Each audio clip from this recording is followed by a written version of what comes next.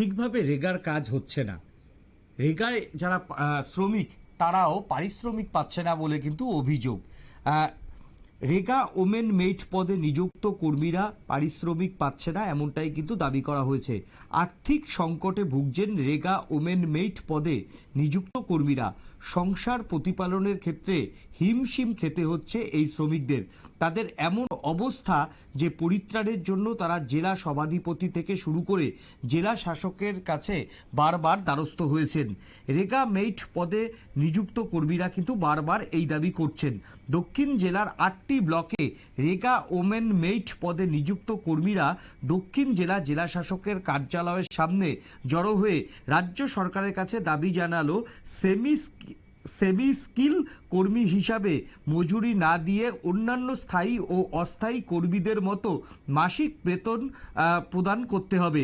দক্ষিণ জেলার 8টি ব্লকের গ্রাম পঞ্চায়েত ও ভিলেজ কাউন্সিলে রেগা প্রকল্পে নিযুক্ত রেগা মহিলা মেইটের পক্ষ থেকে 5 জনের প্রতিনিধি দল শনিবার মজুরির দাবিতে দক্ষিণ জেলা শাসক জেলা শাসকের কাছে একটু ডেপুটেশন জমা করেন।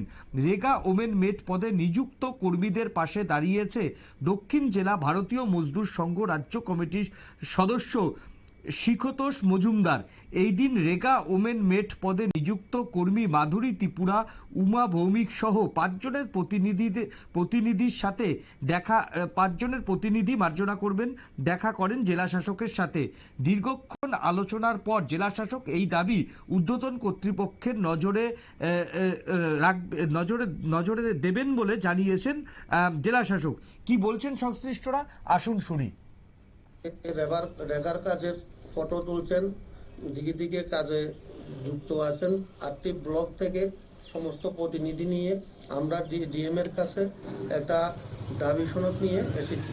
অ্যাকচুয়ালি দাবিটা হয়েছে যে ওনাদের যে দাবি যে রেগার হাজিরা হিসেবে ওনাকে দেওয়া হয় ঠিক মতো হতো পায় না, তারা যার জন্য মাসিক হারে একটা বেতনের জন্য এই দাবি নিয়ে তারা আগামী দিন ভবিষ্যৎ যে সংসারটা যেহেতু সুন্দর চালাইতে পারে এই দিশাতে আজকে আমরা ডিএম এর কাছে দ্বারস্থ হয়েছি।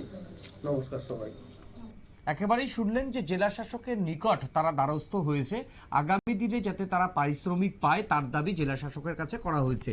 এখন নিয়ে নেব ছোট্ট একটা বিজ্ঞাপনের বিরতির পর ফিরে আসি আমরা অন্য কোনো খবরে।